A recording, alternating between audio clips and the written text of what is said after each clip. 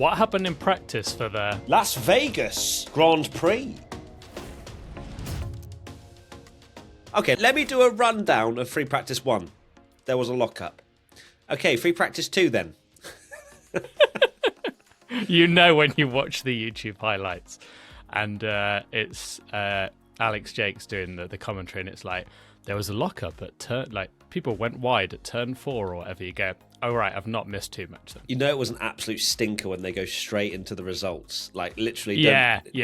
In first place was it's like, oh okay, it's that kind of free I was like, practice oh, it session. ran and all the drain covers were welded down. Good, right. Yeah, they're very welded down. But then if we actually go to free practice 2, which of course had a lot more action, Hamilton was fastest ahead of Norris, and then his teammate Russell was in third. So I think we're just going to dive straight into it for the first question. P1 Patreon member CC Hollister. Where did Mercedes come from? Well, on one part of my brain I'm going, oh, this is going to be an exciting weekend. Mercedes back at the front after, of course, Hamilton having that stinker of a Brazil weekend. Russell, let's not forget, was right in there until red flags and all that sort of stuff. But I'm also interested to see when the ambient changes by 0.1 degrees, 100%. where Mercedes will be come tomorrow. So it does feel like it's just another sort of deja vu moment of Hamilton being like, wow, the car was amazing on Friday and then completely undrivable on Saturday. But let's see. Right now, at this present point, Mercedes do look good. You don't want to get too carried away. We've seen it before. They always... there've been many sessions, free practice sessions, where Mercedes has been fastest and we whip out our Mercedes back thumbnail and go, oh, this is it, Mercedes are going to win. We know that car is so unpredictable, and I think it is the only predictable thing about this is, of course, Mercedes turn up and manage to be quick at a track that has the most ridiculous temperatures and track conditions of all. But yeah. Mercedes looking mighty so far. I think to do it in both sessions is maybe a bit more of a statement than just one. Have you always wanted to try the F1 game but not had a chance? Now is the perfect time. F1 24 is free to play from November the 21st to the 25th on Xbox, PlayStation and Steam. Jump in and experience the thrill of Formula 1 without spending a penny. During the free weekend, both the Standard and Champions editions are also 60% off, and any progress you make will carry over to the full game if you decide to buy. So your impressive race wins will not be forgotten. I personally love the multiplayer on F1 24 because nothing quite surpasses beating your friends on track and getting those gorgeous purple sectors. Go take advantage of this offer immediately and head to the link in our stories to find out more. Okay, this next question did make me laugh slightly, but we're including it anyway. Berkey Ahern. Is it going to be a four-way fight for the win, or do Mercedes have this one wrapped up? Oh, Berkey. I think that right now they looked good. It's not as if they've somehow just climbed their way to the top and you're like, oh wow, how did Mercedes do that? They look terrible on board. You actually watched them and you go, okay, Hamilton looks very much in control of his car, a lot more confident than perhaps we've seen him in previous races gone by. But you can't say that it's wrapped up. I think that Ferrari are absolutely in there. Charles wasn't able to really put in any kind of perfect lap, but I don't think anyone could. And that's a massive talking point in general, is just the difficulty of this track and the cold temperatures that we very rarely see. It's very hard to even see where Red Bull are. They didn't put any kind of representative soft tyre run in FP2. FP1, you really do just take with a massive pinch of salt. So we could see a four-way fight. I think qualifying is going to be really interesting. I don't think we're going to have 2x2x2x2. It could very much spring a surprise with how these track conditions currently are. I do think Mercedes will be more confident than they have been. It doesn't look like their usual flash in the pan, but also equally I wouldn't be surprised if we get to qualifying and Hamilton's out in Q1. It just seems to be the way the season's kind of gone. And actually saying that it's a four-way fight, we don't even know that because we have no idea what Red Bull are doing yet.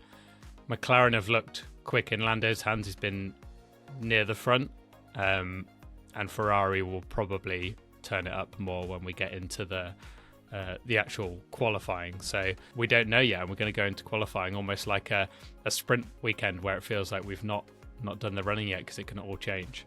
Next question from P1 Patreon member Savage Monkey 3.0. With there being no grip, can we expect unusual qualifying results to spice up the race? I love this track. I straight up do. I know that some of the things that it stands for and pricing fans out and things like that, I absolutely disagree with. But in terms of what this track can actually produce and the variabilities that come with it as well is something that really excites me, and it excites you, Tommy. And we speak about how sprints work because it just shuffles it up a little bit and puts a little bit more pressure on teams to get the setups right.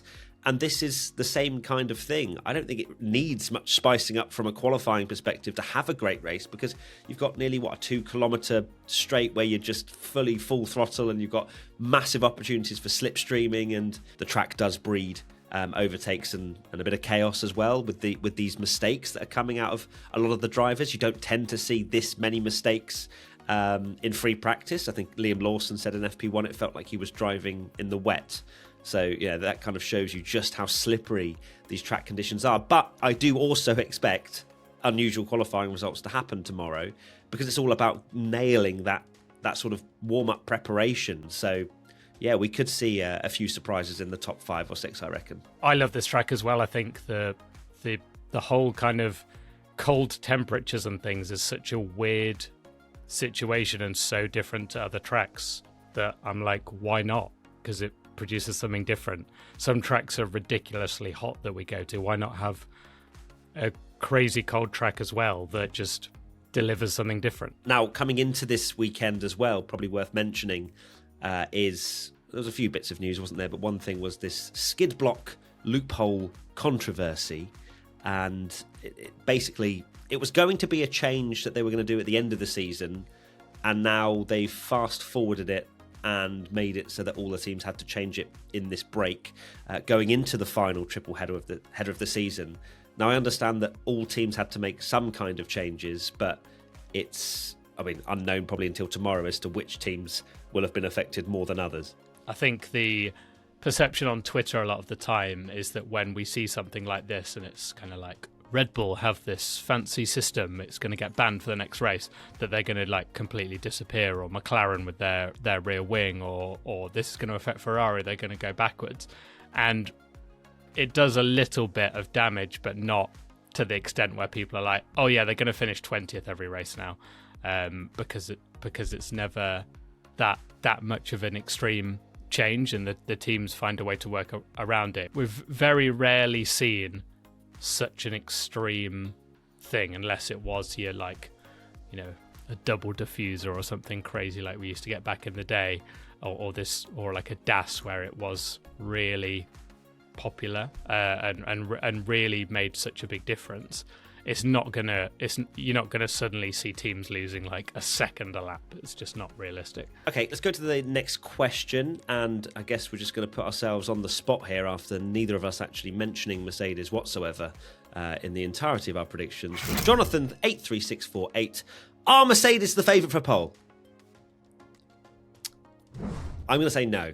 Just so when they do inevitably go out in Q2, I'm not seen as being very silly, that I haven't learnt my lesson many times from Mercedes on a Friday, that when they do turn up, that sometimes it just does not work.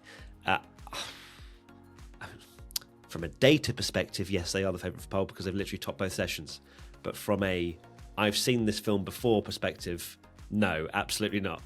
I still think it's close, and we've not actually mentioned that it's funny that Hamilton's done this after he sort of It wasn't exactly like a savage quote from Toto Wolff, but Hamilton kind of was talking about, no, I'm actually like feeling the best I ever have, and all this kind of stuff about that, and he's put in a good performance. But I hope it does, because it'd be great to have another team again fighting at the front, and would be good to have them in the mix as well, because I think that they have kind of dropped off after those 3 races that they won in a row, which is crazy to think about now. As soon as those 3 races finish, they've been comfortably like the 4th best team, just pretty much there, just kind of sat, not quite there. I believe on the run-up to these 3 races, Mercedes were outwardly saying, we're just going to be testing the car from here on in for next year. Like they were basically just admitting that they're just going to see what works and try and figure out what to do moving into 2025. And then like, oh, actually, whatever we've just done, we've sort of just shook the box of variables and gone, oh, this one actually works all right.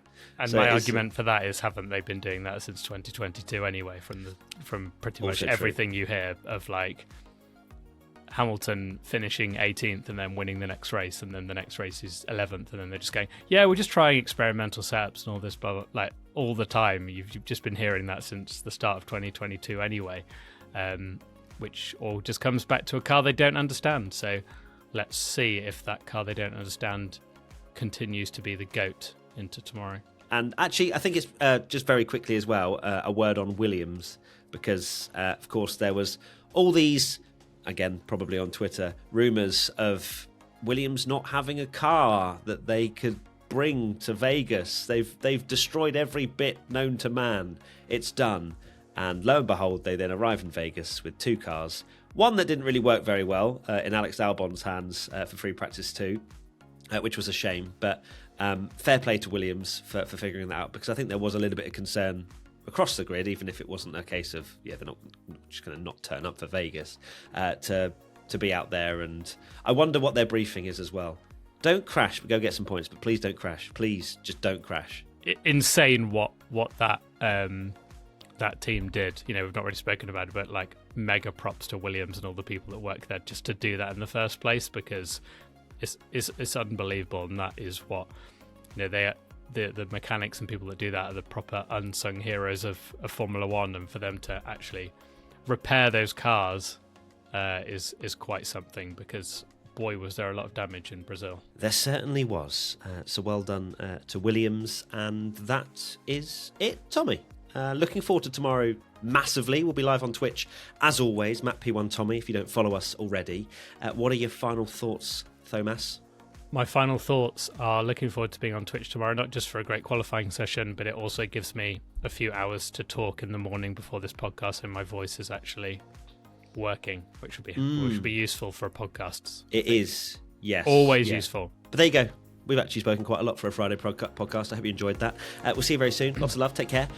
Bye. Spoke a lot about those 4 lockups in FP1. Yeah, look, we know how to make content.